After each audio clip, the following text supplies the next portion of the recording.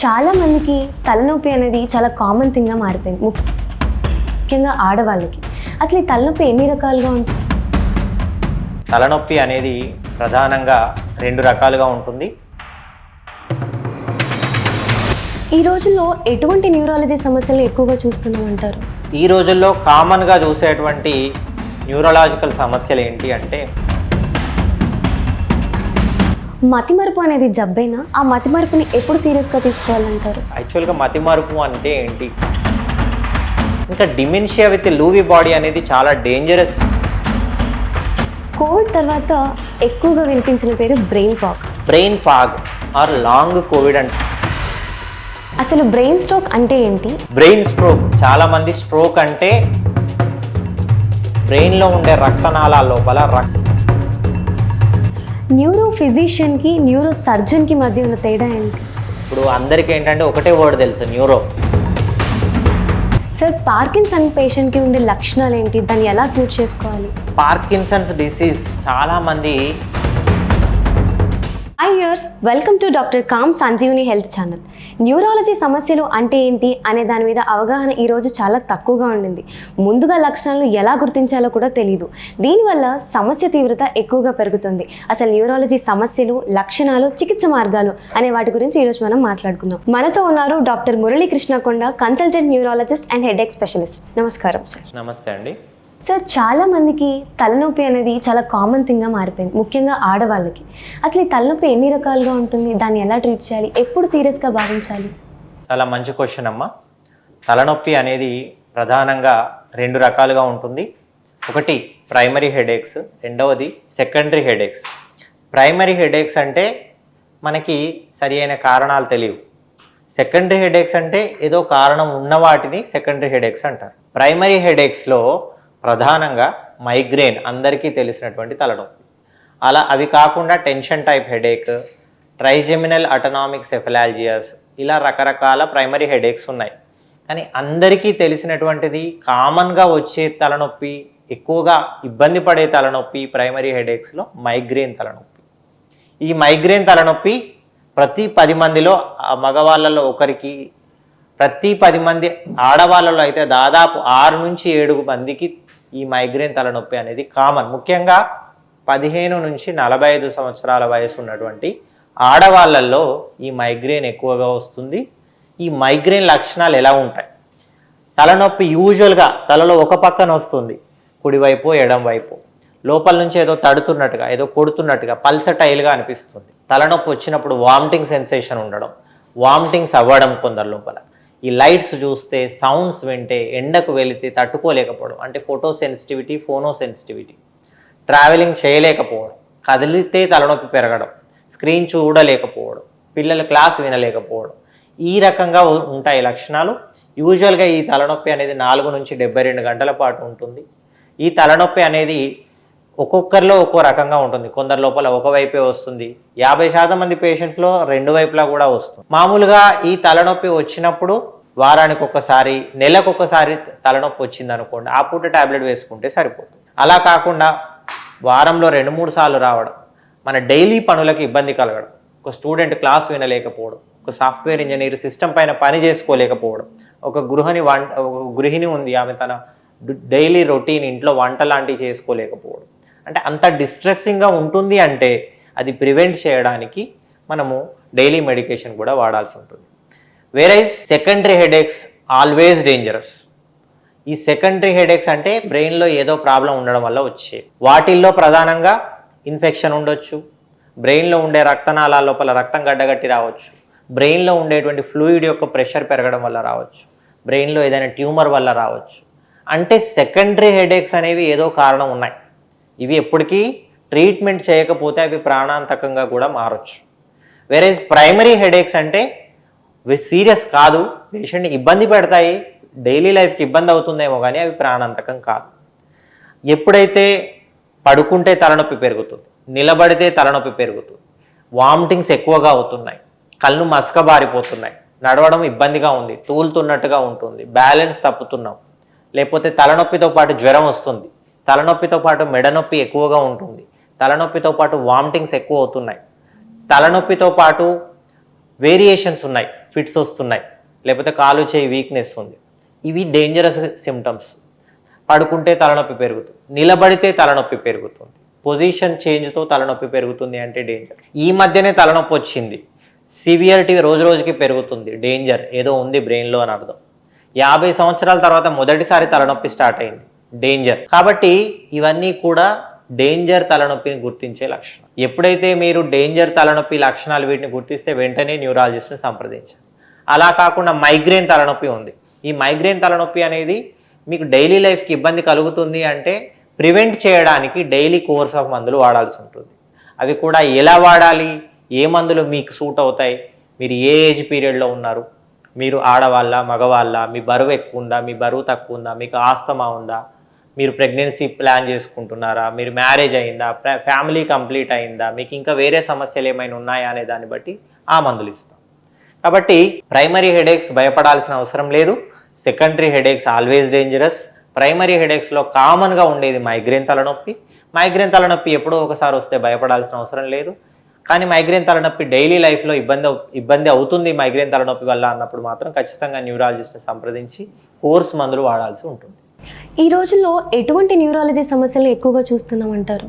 ఈ రోజుల్లో కామన్గా చూసేటువంటి న్యూరలాజికల్ సమస్యలు ఏంటి అంటే తలనొప్పి మనం ఆల్రెడీ మాట్లాడుకున్నాము. దీంతోపాటు ఎక్కువగా తిమ్మిర్లు రావడం, న్యూరోపతి సమస్యలు, ఈ లాగడం, చేతులు లాగడము, మెడనొప్పి వచ్చి మెడనొప్పి చేతుల్లోకి రావడం, నడుము నొప్పి వచ్చి చేతుల్లోకి అవి కాళ్ళలోకి రావడం, అంటే ఈ నొప్పి రేడియేట్ అవ్వడం. ఎందుకు ఈ విధంగా వస్తుంది? ముఖ్యంగా ఈ డిస్క్స్ ఉంటాయి, మన స్పైనల్ కార్డ్ అనేది లోపల ప్రొటెక్ట్ చేయబడి ఉంది. బయట ఉండేటువంటి స్పైన్ బోన్స్ మధ్యలో డిస్కులు ఉంటాయి. ఈ డిస్కులు కనుక కొంచెం జరిగినట్లయితే, అవి జరిగి లోపల ఉండేటువంటి వెన్నుపామును ఒత్తినట్లయితే, ఆ వెన్నుపాము నుంచి చేతుల్లోకి వెళ్ళే నరాలపైన ఒత్తిడి పడితే వాటి వల్ల రాడిక్యులర్ పెయిన్స్ రావడం. అందరూ కామన్గా అంటుంటారు షియాటికా పెయిన్ అని, లేకపోతే ఈ అప్పర్ లిమ్స్లో అంటే చేతులలో లాగినట్టుగా ఉండడము, తిమ్మిళ్ళు రావడం, ఇవన్నీ కూడా రాడిక్యులర్ పెయిన్స్ అంటారు. డిస్క్ ప్రాబ్లమ్స్ వల్ల వెన్నుపాము నుంచి చేతుల్లోకి కాళ్ళలోకి వెళ్ళే నరాలపైన ఆ డిస్క్ యొక్క ఒత్తిడి వల్ల వచ్చేటువంటి సిమ్టమ్స్. వీటితో పాటు మన లైఫ్ స్టైల్ సమస్యలు ఎక్కువగా అయిపోయాయి. అంటే మనం ఎక్కువగా సెడెంటరీ లైఫ్ స్టైల్కి అలవాటు పడ్డాం, ఎక్కువగా కూర్చొని ఉంటున్నాం, ఎక్కువగా శారీరక శ్రమ చేయట్లేదు. దీనివల్ల మనం తినే ఆహారం ఎక్కువగా నిలిచిపోతుంది, అదంతా కూడా మెటబలైజ్ అవ్వట్లేదు.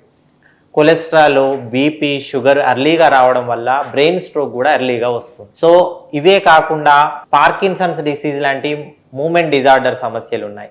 వీటి లోపల వణుకుడు వ్యాధి ఉంది. పార్కిన్సన్స్ డిసీజ్ అనేది మన కాలు చేయి ఒకవైపు వనకడము, చేసే పనులు ఉదయం నుంచి రాత్రి వరకు చేసే పనులన్నీ నిమ్మలమైపోవడం, అండ్ స్లోనెస్తో పాటు రిజిడ్గా అయిపోవడం, అంటే ఫ్రీగా మూమెంట్ లేకపోవడము, టైట్ మూమెంట్స్ రావడము, నిద్ర సరిగ్గా ఉండకపోవడం, నిద్ర సంబంధ సమస్యలు, ఇన్సోమ్నియా, ఎక్కువగా నిద్ర పట్టకపోవడము, పడుకోవడానికి చాలా కష్టపడడం, నిద్ర రావడానికి చాలా కష్టపడడం, లేకపోతే అతి నిద్ర వ్యాధి, ఇవన్నీ కూడా ఎమర్జింగ్ సమస్యలండి. వీటిల్లో మేజర్గా అందరూ గుర్తుపెట్టుకోవాల్సింది ఏంటంటే ఎర్లీగా బ్రెయిన్ స్ట్రోక్స్ వస్తున్నాయి, ఎర్లీగా పెరాలసిస్ వస్తుంది. ఇవి కూడా ఎక్కువగా లైఫ్ స్టైల్ వల్ల వస్తున్నాయి. తొందరగా బీపీ వస్తుంది, తొందరగా షుగర్ వస్తుంది, తొందరగా కొలెస్ట్రాల్ సమస్యలు వస్తున్నాయి. సో ఇవన్నీ కూడా ఎమర్జింగ్ న్యూరలాజికల్ ఇష్యూస్గా భావించాలి. అసలు బ్రెయిన్ స్ట్రోక్ అంటే ఏంటి? ఎంత తక్కువ సమయంలో హాస్పిటల్ని కన్సల్ట్ అవ్వాలంటారు? చాలా మంచి క్వశ్చన్ అండి, పర్టినెంట్ క్వశ్చన్. బ్రెయిన్ స్ట్రోక్, చాలామంది స్ట్రోక్ అంటే హార్ట్కి సంబంధించిన హార్ట్ అటాక్ అనుకుంటారు. కానీ బ్రెయిన్ స్ట్రోక్ అనేది బ్రెయిన్లో వచ్చేటువంటి రక్తనాళాల్లో తేడా జరగడం వల్ల వస్తుంది. అసలు రక్తనాళాల్లో తేడా జరగడం అంటే ఏంటి? బ్రెయిన్లో ఉండే రక్తనాళాల లోపల రక్తం గడ్డగట్టినట్లయితే, అది అందించాల్సిన మెదడు భాగానికి రక్తం అందించకపోతే అక్కడ ఉండేటువంటి నరాల కణాలు చచ్చిపోవడం, డ్యామేజ్ అయిపోవడం వల్ల మనకి బ్రెయిన్ స్ట్రోక్ వస్తుంది. ఆ బ్రెయిన్ స్ట్రోక్ అనే లక్షణాలు ఎలా ఉంటాయి అంటే అందరూ సింపుల్గా గుర్తుపెట్టుకోవడానికి బీ ఫాస్ట్, BEFAST. బి అంటే బ్యాలెన్స్ ఇష్యూస్, నడవలేకపోవడం, తూలడము, నిలబడలేకపోవడం. ఐ అంటే విజన్కు సంబంధించినటువంటి ఇష్యూస్. ఎఫ్ ఫేషియల్ వీక్నెస్ అంటే మూతి వంకరపోవడం. ఏ ఆర్మ్ ఆర్ లెగ్ వీక్నెస్, ఒకవైపు చేయి కానీ కాలు కానీ వీక్గా అనిపించడం, బరువుగా అనిపించడం, వేళ్ళు కదలికలు రాకపోవడం, అన్నం కలుపుకోలేక రాకపోవడం, చేత్తో రాయలేకపోవడం లాంటి ఫైన్ మూమెంట్స్ ఇబ్బందితో స్టార్ట్ అవుతుంది. ఎస్ అంటే స్పీచ్ డిస్టర్బెన్సెస్, అంటే మాట తడబడడం లేదా పూర్తిగా మాట పడిపోవడం, మాట నిలిచిపోవడం. అండ్ టీ అంటే టైం, గోల్డెన్ టైం. ఈ గోల్డెన్ టైం ఏంటి అంటే మొదటి 4-4.5 గంటలు మాత్రమే. చాలామంది ఏం చేస్తారంటే లక్షణాలే గుర్తించరు. ఇప్పుడు లక్షణాలు స్టార్ట్ అయ్యాయి, ఒకవైపు కాలో చెయ్యో వీక్నెస్ స్టార్ట్ అయింది. ఏమంటారంటే రేపు పొద్దున వెళ్దాం, రాత్రి అయింది, మనం ఎక్కడో విలేజ్లో ఉన్నాము, దూరాన ఉన్నాము, ఇప్పుడు అంబులెన్స్ దొరుకుతుందో దొరకదో, ఇప్పుడు హాస్పిటల్కి వెళ్తే డాక్టర్లు ఉంటారో ఉండరు, ఇవన్నీ వీటి వల్ల లేట్ చేస్తారు. కానీ ఈ లేట్ చేయడం వల్ల ఏమవుతుందంటే లోపల బ్రెయిన్ లోపల ఉండేటువంటి రక్తనాళాల లోపల ఉండేటువంటి రక్తం ఏదైతే గడ్డగట్టిందో అది సిమెంట్ లాగా గట్టిపడిపోతుంది. అది గట్టిపడిపోతే మనం బయట నుంచి ఇంజెక్షన్ ఇచ్చినా కరగదు. అంటే ఈ ఇంజెక్షన్ ఇచ్చి కరిగించడానికి ఉన్న టైం కేవలం మొదటి 4-4.5 గంటలు మాత్రమే. ఈ 4-4.5 గంటలు దాటితే క్రమంగా రక్తనాళాల లోపల గడ్డ అనేది, రక్తం గడ్డ అనేది సిమెంట్ లాగా గట్టిపడిపోతుంది. మనం బయట నుంచి ఇంజెక్షన్ ఇచ్చినా కరగదు. ఆ కరక్కపోగా ప్రెషర్ ఎక్కువైపోయి అది పగిలిపోయి బ్లీడింగ్ కూడా అవ్వచ్చు. అది ఇంకో ప్రాణాపాయం మళ్ళీ. ఇదొకటి. రెండవది, మనకు ఇంకొక స్ట్రోక్ ఉంటుంది. ఇప్పటిదాకా నేను చెప్పినటువంటి లక్షణాలని ఇస్కీమిక్ స్ట్రోక్ అంటారు బ్రెయిన్లో. ఇక్కడ టైం చాలా ఇంపార్టెంట్. వెరేస్ హిమరేజిక్ స్ట్రోక్ అనేది కామన్గా ఎందుకు వస్తుందంటే అన్కంట్రోల్డ్ బీపీ వల్ల. ఇప్పుడు మన దగ్గర ఉన్న మేజర్ ప్రాబ్లం ఏంటంటే చాలామంది పేషెంట్స్కి మీకు బీపీ ఉంది అని చెప్తే నమ్మరు. నేను మందులతో కంట్రోల్ చేసుకోను, నాకు మందులు వద్దు సార్, ఏదైనా టిప్స్ చెప్పండి అంటారు. సరే, బీపీ మామూలుగా 130-140 వరకు నార్మల్ వాల్యూస్ అంటున్నాం. 140 దగ్గర ఉన్నప్పుడు కొంత డయట్ కంట్రోల్ చేసి, కొంతవరకు వాకింగ్, లైఫ్ స్టైల్ మాడిఫికేషన్ చేసి కంట్రోల్ చేయొచ్చు. బీపీ ఇంకా ఎక్కువైతుంది, 150, 160, 170 దాటిపోతుంది. అప్పుడు మీకు మందులు ఖచ్చితంగా వాడాల్సిన అవసరం వస్తుంది. చాలామంది ఏం చేస్తారంటే ఒక అపోహ ఏంటంటే మేము బీపీ గోళీలు కొన్ని రోజులు వాడాం సార్, మా బీపీ తగ్గిపోయింది అందుకే ఇప్పుడు వాడట్లేదు అంటారు. 100కు 95 నుంచి 98% పేషెంట్స్ లోపల ఒకసారి బీపీ వస్తే తగ్గడం అనేది ఉండదు, కంట్రోల్లో ఉంటుంది. మీరు మందులు వేసుకుంటున్నారు కాబట్టి కంట్రోల్లో ఉంది. నేను మందులు వేసుకున్నాను, కంట్రోల్లో ఉంది, డాక్టర్ దగ్గరికి వెళ్తారు, సార్ మీ బీపీ బాగుంది అనగానే నా బీపీ ఇప్పుడు బాగుందని మందులు మానేసిన తర్వాత మొదట ఒక 4-5 రోజులు బీపీ బాగానే ఉంటుంది. మళ్ళీ క్రమక్రమంగా పెరుక్కుంటూ పోయి ఆ రక్తనాళం పైన ప్రెషర్, గోడ పైన ప్రెషర్ పెరిగిపోయి రక్తనాళం పగిలిపోతుంది, మెదడులో రక్తస్రావం అవుతుంది. దీన్ని హిమరేజిక్ స్ట్రోక్ అంటారు. ఈ ఇస్కీమిక్ స్ట్రోక్, హిమరేజిక్ స్ట్రోక్ అని 2 రకాల బ్రెయిన్ స్ట్రోక్స్ ఉన్నాయి. వీటన్నిటికీ ప్రధాన కారణం uncontrolled BP, uncontrolled sugars, uncontrolled cholesterol, smoking, alcohol. So కాబట్టి బ్రెయిన్ స్ట్రోక్ అనేది మనం గుర్తిస్తే, లక్షణాలు గుర్తిస్తే వీలైనంత తొందరగా హాస్పిటల్కి వెళ్ళాలి. ఏ హాస్పిటల్కి వెళ్ళాలి ఇది కూడా చాలా ఇంపార్టెంట్. చాలామంది దగ్గరలో ఉన్న క్లినిక్కి వెళ్తారు, లేకపోతే దగ్గరలో మా ఫ్యామిలీ డాక్టర్ ఉన్నారని వెళ్తారు. పాపం వారు మంచి డాక్టర్సే, కాదని నేను అనట్లేదు, కానీ వాళ్ళ దగ్గర అట్లీస్ట్ సిటీ సదుపాయం ఉండాలి. సిటీ బ్రెయిన్ సదుపాయం ఉంటే మీకు బ్రెయిన్లో ఉండేది, ఇప్పుడు వచ్చినటువంటి బ్రెయిన్ స్ట్రోక్ అది హిమరేజిక్ స్ట్రోకా అంటే రక్తనాళం పగిలిపోయి బ్లీడింగ్ అయిందా, లేకపోతే రక్తనాళం లోపల రక్తం గడ్డగట్టి ఇస్కీమిక్ స్ట్రోక్ వచ్చిందా. బ్లీడింగ్ అయిందనుకోండి, మనం చేయడానికి పెద్దగా ఉండదు. బ్లీడింగ్ పెరిగింది, బ్రెయిన్ పైన ఒత్తిడి పెరిగింది, ఆపరేషన్ దాకా వెళ్లాల్సి వస్తుంది, బీపీ కంట్రోల్ చేసుకోవాలి, బ్రెయిన్లో ఉండే ఒత్తిడిని తగ్గించుకునే మందులు వాడాలి. ఇస్కీమిక్ స్ట్రోక్ అనేది మనకి ప్రతి నిమిషం ఇంపార్టెంట్. ఒక్కొక్క నిమిషానికి దాదాపు బ్రెయిన్లో 10 లక్షల న్యూరాన్లు డ్యామేజ్ అవుతాయి ఇస్కీమిక్ స్ట్రోక్ వల్ల. అంటే మీరు లేట్ చేసే ప్రతి నిమిషానికి 10 లక్షల న్యూరాన్లు డ్యామేజ్ అయిపోతూనే ఉంటాయి. అంటే ఎంత డేంజరో ఆలోచించండి. కాబట్టి ఇస్కీమిక్ స్ట్రోక్లో తొందరపడాలి, ఎంత తొందర వీలైతే అంత తొందరగా హాస్పిటల్కి రీచ్ కాగలిగితే, సిటీ కానీ ఎంఆర్ఐ సదుపాయం కానీ ఉన్నటువంటి హాస్పిటల్కి రీచ్ కాగలిగితే తొందరగా అది ఏం స్ట్రోక్ గమనించుకొని, ఇప్పుడు బయట నుంచి ఇంజెక్షన్ ఇవ్వడం ద్వారా థ్రాంబోలైసిస్ అంటారు, ఆ ఇంజెక్షన్ ఇచ్చి రక్తం గడ్డ కరిగించే ప్రక్రియ. ఆ ఇంజెక్షన్ ఇచ్చి ఆ రక్తం గడ్డ కరిగిస్తే మనిషి మళ్ళీ నార్మల్ అయిపోయి నడిచే అవకాశం ఉంటుంది. కాబట్టి గోల్డెన్ టైము మొదటి 4-4.5 గంటలు మాత్రమే. This is most important. చేతులు లాగటం, మెడ నొప్పి, తిమ్మిర్లు వంటి సమస్యలు ఎందుకు వస్తాయి? వాటికి ఎలాంటి చికిత్స తీసుకోవాలి?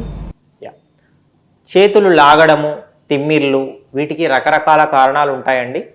ఒకటి కామన్గా న్యూట్రిషనల్ డెఫిషియన్సీస్, అంటే విటమిన్ B12 డెఫిషియన్సీ, లేకపోతే అదర్ బి సంబంధమైన విటమిన్స్ వల్ల మన నరాల పైన ఉండేటువంటి మైలిన్ పూత అనేది సరిగ్గా ఏర్పడదు. కాబట్టి ఈ విటమిన్ డెఫిషియన్సీస్, ఐరన్ డెఫిషియన్సీ, తర్వాత other micro nutrients, minerals deficiency వల్ల కూడా మనకి కొంత న్యూరోపతి వస్తుంది, దానివల్ల తిమ్మిర్లు వస్తాయి. అలాగే నేను చెప్పినట్టుగా, ఇదివరకు చెప్పినట్టుగా డిస్క్ ప్రాబ్లమ్స్ వల్ల మన వెన్నుపాము పైన ఒత్తిడి పడి వెన్నుపాము నుంచి చేతుల్లోకి లేకపోతే కాళ్ళలోకి వెళ్ళే నరాల పైన ఒత్తిడి పడడం వల్ల కూడా వస్తుంది. రెండవది అన్కంట్రోల్డ్ షుగర్ వల్ల డయాబెటిక్ పెరిఫెరల్ న్యూరోపతి అంటారు. దానివల్ల కూడా పాదాలలో మొద్దుబారిపోవడం, పాదాలు మంటగా అనిపించడం, పాదాల్లో ఏదో సూదులు పెట్టి పొడుస్తున్నట్టుగా అనిపించడం, ఇంకా రకరకాల జబ్బులు వాస్కులైటిస్ అంటారు. అంటే చిన్న చిన్న రక్తనాళాలు మూసుకుపోవడం వల్ల అక్కడ ఉండేటువంటి నరాలకు సరైన రక్తం అందకపోవడం వల్ల మనకి ఈ కాళ్ళు పాదాలు మొద్దుబారిపోవడము, తిమ్మిర్లు రావడం జరుగుతాయి. కారణాలు చాలా ఉంటాయి. కారణాలు గుర్తించి వాటిని కంట్రోల్ చేయడం చాలా ఇంపార్టెంట్. చాలామంది చేసే మిస్టేక్ ఏంటంటే, మీకు షుగర్ వల్ల ఈ న్యూరోపతి సమస్య వచ్చిందండి అని చెప్తే, నా షుగర్ ఇప్పుడు కంట్రోల్లో ఉంది సార్, ఇప్పుడు 140 ఉంది, ఇప్పుడు నార్మల్ ఉంది అంటారు. ప్రాబ్లం ఏంటంటే ఇప్పుడు కంట్రోల్లో ఉండడం ఒక్కటే కాదు, ఇవన్నీ కూడా క్యుమ్యులేటివ్ ఎఫెక్ట్. అంటే షుగర్ వచ్చినప్పటి నుంచి ఇప్పటి వరకు ఏం జరుగుతుంది మీ నరాలలో అనేది ఇంపార్టెంట్. ఇవి ఒక్క రోజులో జరగవు. ఇవన్నీ కూడా మెల్లమెల్లగా మెల్లమెల్లగా మెల్లమెల్లగా చాప కింద నీరులాగా విస్తరించి జబ్బు విస్తరించి ఈ సిమ్టమ్స్ వస్తాయి. కాబట్టి చాలామంది ఏంటంటే, నా షుగర్ ఇప్పుడు కంట్రోల్లో ఉంది, అది ఒక్కటే సరిపోదు, ఇప్పుడు కంట్రోల్లో ఉండడంతో పాటు జబ్బు మొదలైనప్పటి నుంచి షుగర్ కంట్రోల్లో ఉండాలి. ఎందుకంటే కామన్గా అందరూ చెప్పే సిమ్టమ్స్ అన్నీ కూడా డయాబెటీస్ వల్ల వస్తాయి. Most of the peripheral neuropathy patients are due to uncontrolled diabetes. ఇప్పుడు పాదాలలో సరి అయిన స్పర్శ తెలియదు. సరి అయిన స్పర్శ తెలియకపోవడం వల్ల నడిచేటప్పుడు ఏమవుతుంది, ఏదో దెబ్బ తగులుతుంది. దెబ్బ తగిలి అక్కడ ఏదో గుచ్చుకొని పోయింది, అక్కడ ఒక ఇన్ఫెక్షన్ ఫామ్ అయింది. ఆ ఇన్ఫెక్షన్ లోపల బ్యాక్టీరియా చేరింది, మట్టి చేరింది. ఇవన్నీ స్పర్శ ఈయనకు ఆల్రెడీ తెలియట్లేదు పేషెంట్కి పాపం. వీటితో ఏమవుతుంది, క్రమక్రమంగా ఆ ఇన్ఫెక్షన్ రక్తంలోకి వచ్చేస్తుంది. అది పెరిగికుంటూ పోయి ఇంత పెద్ద గాయం అయిపోతుంది. ఆ గాయము అక్కడ ఉండేటువంటి పక్కన ఉండేటువంటి టిష్యూ అంతా డ్యామేజ్ అయిపోయి పుట్రిఫై అయిపోతుంది, అంటే కుళ్ళిపోతుంది. అప్పుడు ఏం చేయాలి, మనిషిని రక్షించుకోవడానికి పాదాన్నో కాలునో మోకాలు కింద వరకు కాలో కొట్టేయాల్సిన పరిస్థితి. చాలామంది డయాబెటీస్ పేషెంట్స్కి డయాబెటిక్ ఫుట్ అని వస్తుంది. అవి కంట్రోల్లో లేకపోవడం వల్ల చివరికి కాలును కొట్టేయాల్సిన పరిస్థితికి వస్తుంది. అందుకే ఏం చేయాలి, మొదటి నుంచి షుగర్ కంట్రోల్లో పెట్టుకోవాలి. చాలామంది చేసే మిస్టేక్ ఏంటంటే, మొదటి నుంచి కంట్రోల్లో పెట్టుకోరు. పాపం తెలుసో తెలియకో వాళ్ళకి ఆహార నియమాలు పాటించలేకపోవడం వల్లనో, సరి అయిన మందులు వాడలేకపోవడం వల్లనో ఇప్పుడు ఏంటంటే రకరకాలుగా అయిపోయారు. ఒక్కొక్కరు ఏంటంటే, మేమేమో మందులు లేకుండా షుగర్ను మొత్తం రివర్స్ చేస్తామని కొందరు, ఆయిల్స్ వాడి కొందరు మంచి చేస్తామని కొందరు, అసలు మీ షుగర్ని 100% రివర్స్ చేస్తామని రకరకాలుగా చెప్పి పాపం వాళ్ళని ప్రలోభ పెడుతున్నారు. కారణాలు ఏవైనా అవ్వచ్చు. షుగర్ కనుక రివర్స్ చేయగలిగితే మంచిదే, వెల్ అండ్ గుడ్. కానీ మీరు ఏ మందులు వాడుతున్నారు, మీరు ఇన్సులిన్ వాడుతున్నారా, మీరు ట్యాబ్లెట్స్ వాడుతున్నారా, ఏది వాడినా ప్రాబ్లం లేదు. అన్నీ ఇన్సులిన్ అయినా ట్యాబ్లెట్స్ అయినా కూడా అన్నీ కూడా మన drug controller general of India okay చెప్తేనే మార్కెట్లోకి వచ్చాయి. అంటే అవి మార్కెట్లోకి రావడానికి వాటిపైన రీసెర్చ్ జరిగింది. వాటిని ఎక్కువగా వాడితే ఏం సైడ్ ఎఫెక్ట్స్ వస్తాయి, తక్కువ మోతాదులో ఇస్తే ఎంతవరకు పనిచేస్తాయి, అన్నీ తెలిసిన మందులే అవి. వాటి గురించి ఇప్పుడు మనం ప్రత్యేకంగా చెప్పాల్సిన అవసరం లేదు. మీ ప్రొఫైల్కి ఏం సరిపోతాయో అవి మీ క్వాలిఫైడ్ డాక్టర్ ఇస్తారు. అల్టిమేట్గా మీరు ఇన్సులిన్ వాడినా ట్యాబ్లెట్స్ వాడినా మేము కోరుకునేది ఏంటి అంటే, మీ షుగర్స్ కంట్రోల్లో ఉండడం. మీరు రూపాయి ట్యాబ్లెట్ వాడినా ఓకే, మీరు 100 రూపాయల ట్యాబ్లెట్ వాడినా ఓకే, కానీ మీ షుగర్ కంట్రోల్లో ఉండడం ఇంపార్టెంట్. మతిమరుపు అనేది జబ్బైనా ఆ మతిమరుపుని ఎప్పుడు సీరియస్గా తీసుకోవాలంటారు? చాలా మంచి క్వశ్చన్ అండి. చాలామంది అడుగుతున్నారు, సార్ మతిమరుపు మాకు బాగా అనిపిస్తుంది అని. అసలు మతిమరుపు నిజంగా ఎప్పుడు సీరియస్గా భావించాలి? ఇప్పుడు అందరూ ఒకటే వర్డ్ వాడుతున్నారు, మతిమరుపు. యాక్చువల్గా మతిమరుపు అంటే ఏంటి, డిమెన్షియా అంటారు. ఈ డిమెన్షియా అనేది ఎందుకు వస్తుంది? ఇప్పుడు మామూలుగా విటమిన్ B12 డెఫిషియన్సీ వల్ల కూడా కొంతవరకు మతిమరుపు లాగా అనిపిస్తుంది. థైరాయిడ్ ప్రాబ్లమ్స్ ఉన్నప్పుడు, హైపోథైరాయిడ్ పేషెంట్స్లో కూడా ఒక రకమైన మతిమరుపు ఉంటుంది. అవి మనము ట్రీటబుల్ కాజెస్. వాటిని థైరాయిడ్ కరెక్షన్, హార్మోన్లు మందులు ఇచ్చి కరెక్షన్ చేయడం ద్వారా, B12 ఇంజెక్షన్స్ ట్యాబ్లెట్స్ వాడడం ద్వారా తిరిగి మనము వాటిని మంచిగా చేసుకోవచ్చు. వేరే ఇది న్యూరో డీజనరేటివ్ డిసీజెస్ ఉన్నాయి. న్యూరో డీజనరేటివ్ అంటే పేరులోనే ఉంది, డీజనరేటివ్ అంటే క్రమక్రమంగా క్షీణించిపోవడం, నరాలు క్షీణించిపోవడం. మెదడులో నరాలు క్షీణించిపోవడం వల్ల, నరాల కణాలు డ్యామేజ్ కావడం వల్ల న్యూరో డీజనరేటివ్ జబ్బులు వస్తాయి. దీంట్లో ప్రధానమైన డిమెన్షియా అల్జీమర్స్ డిమెన్షియా, అందరికీ తెలిసినటువంటి డిమెన్షియా, పేరు విన్నటువంటి డిమెన్షియా. అల్జీమర్స్ డిమెన్షియాలో ఏమవుతుంది, ఇప్పుడు అల్జీమర్స్ డిమెన్షియా అనేది క్రమక్రమంగా రీసెంట్ మెమొరీ దెబ్బతినడంతో స్టార్ట్ అవుతుంది. రీసెంట్ మెమొరీ అంటే ఏంటంటే ఇవాళ జరిగినాయి, ఈరోజు మార్నింగ్ ఏం తిన్నారో గుర్తులేదు, నిన్న నైట్ ఏం చేసావో గుర్తులేదు, లాస్ట్ వీక్ ఏం జరిగిందో గుర్తులేదు, లాస్ట్ మంత్ గుర్తులేదు. కానీ చిన్నప్పటి విషయాలు గుర్తుంటాయి, ఒక 15-20 ఏళ్ళ విషయాలు గుర్తుంటాయి, పాతవి గుర్తుంటాయి. ఈ కొత్త విషయాలు రిజిస్టర్ కావు కాబట్టి వాళ్ళు రీకాల్ చేసుకోలేరు. రీసెంట్ మెమొరీ డిస్టర్బెన్సెస్ వస్తాయి. అలాగే విజువోస్పేషియల్ డిఫికల్టీస్ అంటే దారులు తప్పిపోవడం. ఇప్పుడు అదే కాలనీలో అదే ఇంట్లో దాదాపు 30 ఏళ్ళ నుంచి ఉంటున్నారు, కానీ కన్ఫ్యూజ్ అయ్యి పక్కింట్లోకి వెళ్ళడం, లేకపోతే ఆ దారి తప్పిపోయి ఆ పక్క కాలనీలో అక్కడక్కడ తిరగడం, లేకపోతే ఇంట్లోనే వాష్రూమ్ వెళ్ళాలి అనుకొని బయలుదేరి కన్ఫ్యూజ్ అయిపోయి కిచెన్ దాకా వెళ్ళి మళ్ళీ వెనుకకు రావడం, అయ్యో కిచెన్కి వచ్చానా అని చెప్పేసి మళ్ళీ వెతుక్కోవడం, డోర్ ఎక్కడ ఉంది, కిటికీ ఎక్కడ ఉందని వెతుక్కోవడం. అంటే ఈ టోపోగ్రఫిక్ నాలెడ్జ్ అంతా పోతుంది అల్జీమర్స్. రాను రాను ఎంత డిమెన్షియా అవుతుంది అంటే అన్ని ఫంక్షన్స్ మర్చిపోతారు. మనం ఏ క్వశ్చన్ అడిగినా కూడా వెంటనే పక్కన ఉన్నటువంటి కేర్ గివర్ వాళ్ళ వైఫ్ను లేకపోతే వారు హస్బెండ్ను వాళ్ళ పిల్లలను చూస్తారు, క్వశ్చన్ మీరు ఆన్సర్ చేయండి అని. రాను ఏమవుతుందంటే ఎంత దూరం వెళ్తుందంటే ఆహారం నోట్లో పెడితే ఏం చేయాలని చూస్తారు, అంత ముదిరిపోయే వరకు వస్తుంది. ఇవన్నీ క్రమంగా పెరిగేటువంటి డిమెన్షియాస్. అలా కాకుండా ఫ్రాంటోటెంపరల్ డిమెన్షియా అని ఉంటుంది. ఈ ఫ్రాంటోటెంపరల్ డిమెన్షియాలో రకరకాలుగా ఉంటుంది. కొన్ని ఫ్రాంటోటెంపరల్ డిమెన్షియాస్ ఏంటంటే, ఇప్పుడు సార్ మా ఆయన ఎప్పుడు పరధ్యానంగా కూర్చుంటున్నారు సార్, ఇంత మునుపు యాక్టివ్గా ఉండేవారు, ఇప్పుడు యాక్టివ్గా ఉండట్లేదు, ఇంత మునుపు టీవీ చూసేవారు, పేపర్ చదివేవారు, గార్డెనింగ్ చేసేవారు, ఇప్పుడు ఏం చేయట్లేదు సార్, డల్గా అలా కూర్చొని ఉంటున్నారు. అంటే ఎపతి, దేనిపైన ఇంట్రెస్ట్ లేకపోవడం, అడిగినా ఏం చెప్పకూడదు అనడం. ఆహారం కూడా వాళ్ళు అడగరు, మనం పెడితే అప్పుడు తింటారు, కొన్ని రోజులైతే అది కూడా అడగరు. కాబట్టి ఇది ఏపథెటిక్ వేరియంట్. ఇంకొక వేరియంట్ ఏంటంటే అగ్రెషన్, చిన్నపిల్లల్లాగా బిహేవ్ చేయడం, బట్టలు చింపేయడం, బట్టలు తీసేయడం, అరవడము, చిన్నపిల్లల్లాగా నాకు స్వీట్ పెట్టండి, నాకు ఇప్పుడు స్వీట్ కావాలి, నాకు ఇప్పుడు బెల్లం కావాలి అని చెప్పి ఇంట్లో ఉండేటువంటి స్వీట్స్ డబ్బాలు వెతుక్కోవడం. ఈ రకమైన సిమ్టమ్స్ ఫ్రాంటోటెంపరల్ డిమెన్షియాస్ అంటారు. వీళ్ళకి మతిమరుపు కంటే ఎక్కువగా బిహేవియర్లో ప్రాబ్లమ్స్ వస్తాయి, వీళ్ళ స్పీచ్లో ప్రాబ్లమ్స్ వస్తాయి.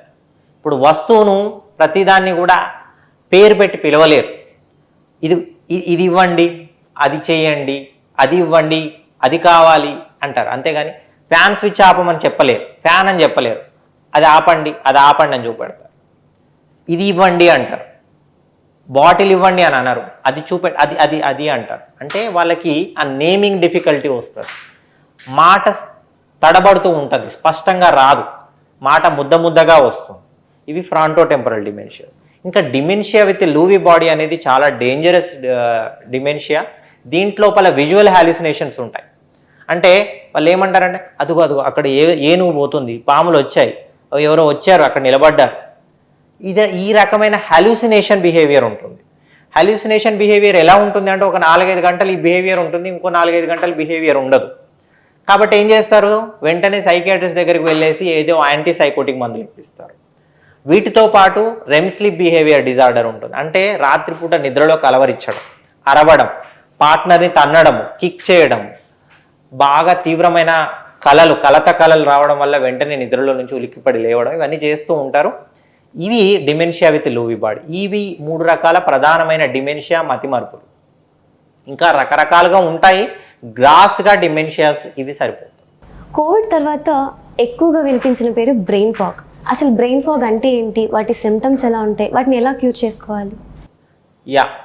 ఇప్పుడు brain fog or long covid అంటారు దీన్ని.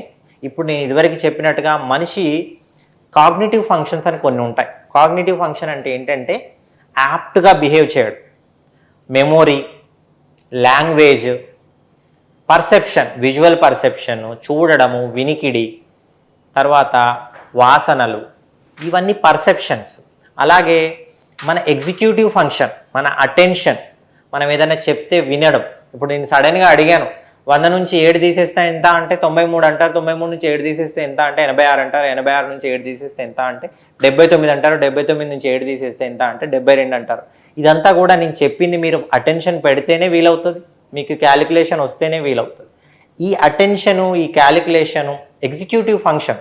అంటే ఇప్పుడు నేను మీకు ఒక పని చెప్పాను, బజారుకు వెళ్ళి 1 కిలో పప్పు తెమ్మన్నాను, కందిపప్పు తెమ్మన్నాను. అంటే దీనికి మీకు ఒక ప్లానింగ్ ఉంటుంది, ఎక్కడికి వెళ్ళాలి, ఎంత డబ్బులు తీసుకెళ్ళాలి, ఏం చూస్తున్నారు, ఏ పప్పు పెడుతున్నారు, మేము అడిగింది ఇస్తున్నారా లేదా, ఎలా వెళ్ళి రావాలి, దూరం ఉందా దగ్గర ఉందా, ఇవాళ ఆదివారమా సోమవారమా, షాప్ ఉంటుందా, ఇప్పుడు మధ్యాహ్నమా షాపు, ఇంత ఇంత స్కెచ్ ఉంటుంది. ఈ స్కెచ్ అంతా యాప్ట్గా ఎలా పనిచేస్తుంది అంటే మీ బ్రెయిన్ కరెక్ట్గా ఉండడం వల్ల పనిచేస్తుంది. ఈ బ్రెయిన్ ఫాగ్ వల్ల ఏమవుతుందంటే ఈ అటెన్షన్, ఈ ఎగ్జిక్యూటివ్ ఫంక్షన్, ఈ మెమొరీ, ఈ లాంగ్వేజ్, ఈ పర్సెప్షన్ ఇష్యూస్ ఇవన్నీ కూడా క్రమక్రమంగా దెబ్బతింటాయి. కోవిడ్ వైరస్ అనేది ACE2 అనే రిసెప్టార్ ద్వారా బ్రెయిన్లోకి వెళ్ళిపోయి ఆ బ్రెయిన్లో ఉండేటువంటి రకరకాల బ్రెయిన్ యొక్క ఫంక్షన్స్ని దెబ్బతీస్తుంది. మామూలుగా 6 నుంచి 9 నెలల్లో చాలామంది పేషెంట్స్ రికవర్ అయ్యారు. కానీ కొందరు పేషెంట్స్ 2 ఏళ్ళు 3 ఏళ్ళు అయినా రికవర్ కాలేకపోయారు కోవిడ్ తర్వాత. వీటిని లాంగ్ కోవిడ్లో చెప్తున్నాము. వీటికి ఇప్పటికీ రీసెర్చ్ జరుగుతుంది. కానీ ఈ సిమ్టమ్స్ గుర్తించిన వాళ్ళు టైమ్లీ ఆహారం తీసుకోవడము, మళ్ళీ బీపీ షుగర్ని కంట్రోల్లో ఉంచుకోవడము, ఫ్రెష్ ఫ్రూట్స్ వెజిటబుల్స్ తీసుకోవడము, డాక్టర్ గారిని రెగ్యులర్గా సంప్రదించి అది లాంగ్ కోవిడ్గానే ఉంటుందా లేకపోతే వేరే ఏదైనా డిమెన్షియాకి ఇది అలారంగా వస్తుందా అనేది ఎప్పటికప్పుడు గమనించుకోవాలి. న్యూరో ఫిజిషియన్కి న్యూరో సర్జన్కి మధ్య ఉన్న తేడా ఏంటి? చాలా మంచి క్వశ్చన్ అండి. ఇప్పుడు అందరికీ ఏంటంటే ఒకటే వర్డ్ తెలుసు, న్యూరో. పక్కన సర్జనా ఫిజిషియన్ ఎవరు చూడరు. న్యూరో ఫిజిషియన్ సమస్యలతో న్యూరో సర్జన్ దగ్గరికి వెళ్తారు, న్యూరో సర్జన్ సమస్యలతో న్యూరో ఫిజిషియన్ దగ్గరికి వెళ్తారు. కాబట్టి ప్రజల్లో ఒక అవగాహన కోసం మంచి క్వశ్చన్ అడిగారు. ఇప్పుడు న్యూరో ఫిజిషియన్ అనేవారు గ్రాస్గా ఏంటంటే జబ్బు నిర్ధారణ చేసేవాళ్ళు. ఇప్పుడు మీకు ఒక సిమ్టమ్తో మీరు వచ్చారు, కొన్ని సిమ్టమ్స్తో నా దగ్గరికి వచ్చారు. ఇప్పుడు ఆ సిమ్టమ్స్ను వినడం ద్వారా దానికి సంబంధించిన అప్రోప్రియేట్ కొన్ని పరీక్షలు చేయడం ద్వారా మీ జబ్బు ఇది అని తేల్చేవారు ఎక్కువగా న్యూరో ఫిజిషియన్స్. మరి న్యూరో సర్జన్స్ ఎప్పుడు వస్తారు అంటే, న్యూరో సర్జన్ మెయిన్ పని ఏంటంటే ఆపరేషన్ చేయడం. ఆపరేషన్ చేయాల్సిన కొన్ని సమస్యలు, ఇప్పుడు బ్రెయిన్లో ఒక ట్యూమర్ ఉంది, బ్రెయిన్లో చీము చేరింది ఏదో ఇన్ఫెక్షన్ వల్ల, బ్రెయిన్లో ఏదైనా రక్తనాళంలో తేడా జరిగి రక్తనాళం ఉబ్బింది, అన్యూరిజమ్స్ అంటారు. అలాగే స్పైన్లో డిస్క్ ప్రాబ్లం వల్ల స్పైన్ పైన ఒత్తిడి పడుతూ వీక్నెస్ స్టార్ట్ అయింది, తిమ్మిర్లు పెరిగాయి, మందులతో కంట్రోల్ అవ్వట్లేదు, అప్పుడు స్పైన్ సర్జరీ చేయాల్సి వస్తుంది. బ్రెయిన్లో ట్యూమర్స్ కానీ, బ్రెయిన్లో ఇన్ఫెక్షన్స్ కానీ, స్పైన్లో ఇన్ఫెక్షన్స్ కానీ, స్పైన్లో డిస్కులు కానీ, అంటే ఏదైనా సరే ఆపరేషన్ ద్వారా మాత్రమే మనం కంట్రోల్ చేయగలము అనుకున్నప్పుడు ఖచ్చితంగా న్యూరో సర్జన్ రోల్ ఇంపార్టెంట్. ఇప్పుడు రోడ్ పైన వెళ్తున్నాము, ఒక రోడ్ ట్రాఫిక్ యాక్సిడెంట్ అయింది, బ్రెయిన్లో బ్లీడింగ్ అయింది, ఎమర్జెన్సీగా న్యూరో సర్జన్ వచ్చి ఆపరేషన్ చేస్తేనే బ్రెయిన్లో ఒత్తిడి తగ్గుతుంది. ఆపరేషన్ చేయకపోతే, విత్ ఇన్ టైంలో ఆపరేషన్ చేయకపోతే ప్రాణాపాయం. అప్పుడు న్యూరో ఫిజిషియన్ ఏం చేయలేరు. వేరే న్యూరో ఫిజిషియన్ మామూలుగా ఉండేటువంటి తలనొప్పి, మీ పక్షవాతము, తర్వాత పార్కిన్సన్స్ డిసీజు, అల్జీమర్స్ డిసీజు, రకరకాలటువంటి న్యూరోపతి సమస్యలు, తర్వాత కండరాల జబ్బులు, ఈ న్యూరోమస్కులర్ జంక్షన్లో వచ్చేటువంటి మయస్థీనియా జబ్బులు, ఇవన్నీ కూడా న్యూరో ఫిజిషియన్ డీల్ చేస్తారు. న్యూరో సర్జన్ మెయిన్గా ఆపరేషన్ చేసే డాక్టర్ గారు. సార్, పార్కిన్సన్ పేషెంట్కి ఉండే లక్షణాలు ఏంటి, దాన్ని ఎలా క్యూర్ చేసుకోవాలి? పార్కిన్సన్స్ డిసీజ్ చాలామంది కన్ఫ్యూజ్ అయ్యేటువంటి టర్మ్ అండి.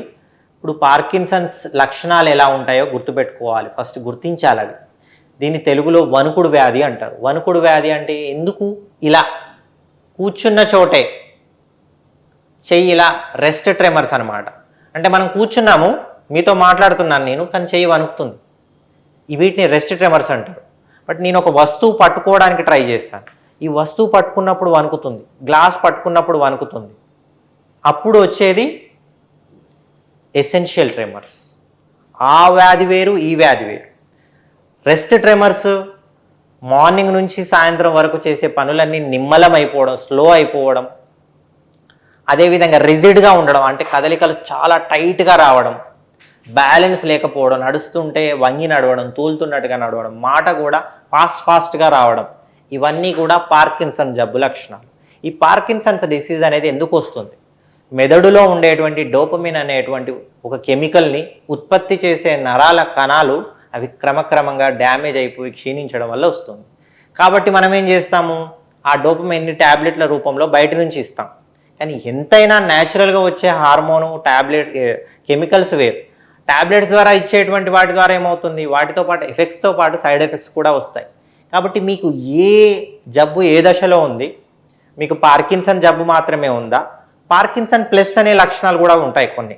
వాటిలో ఏంటంటే బ్యాలెన్స్ బాగా తప్పిపోవడం, నిలబడితే డామ్ అని పడిపోవడం, నిలబడ్డప్పుడు కళ్ళకు చీకటి వచ్చి పడిపోవడం, ఆహారం మింగడం ఇబ్బంది కావడం, విపరీతమైనటువంటి టైట్నెస్ స్కెలిటన్లో, అంటే పడుకుంటే మంచంలో కదలడం కూడా ఇబ్బంది, లక్షణాలు చాలా వేగంగా ప్రోగ్రెస్ అయిపోయి అడ్వాన్స్ స్టేజ్కి వెళ్ళడం, ఇవన్నీ కూడా పార్కిన్సన్ ప్లస్ లక్షణాలు.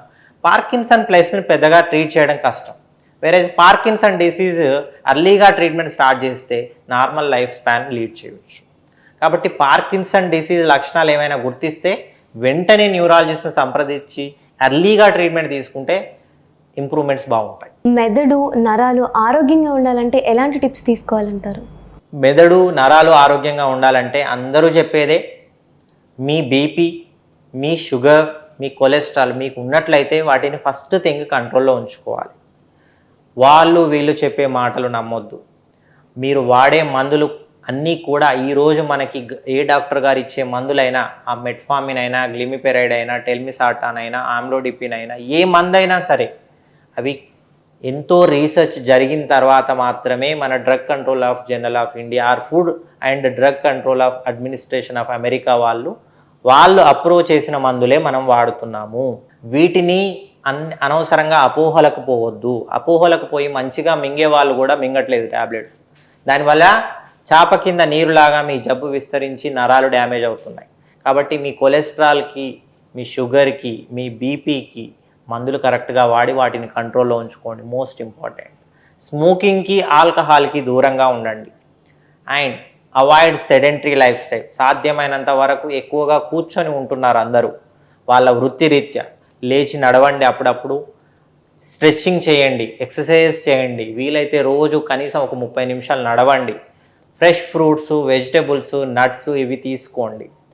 సాధ్యమైనంత వరకు ఒమేగా 3 ఫ్యాటీ యాసిడ్స్ ఉండేటువంటి నాన్ వెజ్ ఫుడ్స్ కొంతవరకు తినొచ్చు. రెడ్ మీట్ అవాయిడ్ చేయండి. ట్రాన్స్ ఫ్యాటీ యాసిడ్స్ అంటారు. మీరు తీసుకునే ప్రతి ప్యాకెట్ పైన ట్రాన్స్ ఫ్యాటీ యాసిడ్స్ అని రాసి ఉంటుంది. వాటి % 0 ఉన్నటువంటి ఆహార పదార్థాలనే తీసుకోవడానికి ట్రై చేయండి.